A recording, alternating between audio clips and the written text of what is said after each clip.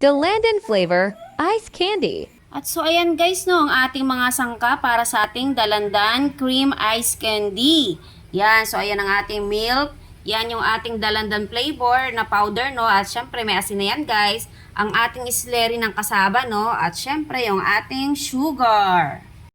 So ayan guys no, kumukulo na yung ating tubig no. So nasa 2 liters yung tubig natin guys. Lagay na natin yung ating powder ng dalandan at yung ating asin. Yan, mekos-mekos lang natin yan guys. At syempre, yung ating sugar.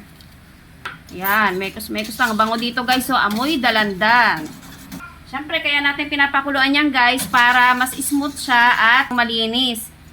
Yan, yung ating gatas guys. Yan, mekos-mekos lang natin yan. Mabilisan lang naman yan guys. At yung ating slurry na ating kasaba. Yan. Kunting lapot lang kailangan natin guys. At kapag kumulo ito, ayos na to. Ganun lang kadali yun guys. Yan. At meron na tayong dalandan ice candy. At so ayan guys no, kumukulo na siya. So okay na po yan. Pag kumulo na siya na ganyan no, turn off na natin yung ating gas stove. At syempre, hayaan lamang natin niya mag-cool down, lumamig no, bago natin i-assemble sa kanyang plastic ice candy na lagayan. Hello guys! So ayan no, malamig na ang ating dalandan flavor na ice candy. At syempre, babalot na natin yan guys.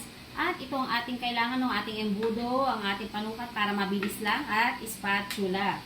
At syempre, yung ating plastic na ice candy. At so ayan guys, ganito lang ang ating gagawin yan. At nakakailang flavor na rin ba tayo na ice candy natin? Yan, ganito lang.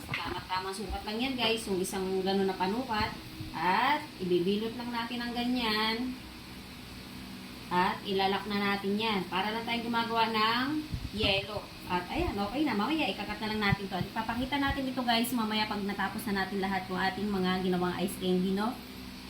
At ayan guys no, tapos na nating i-repack yung ating mga ice candy. At syempre ilalagay natin yan sa freezer para bukas ay meron ng matigas na ice candy. At meron na tayong dessert at pang tinda guys. So ayan lamang guys, thank you for watching and bye bye!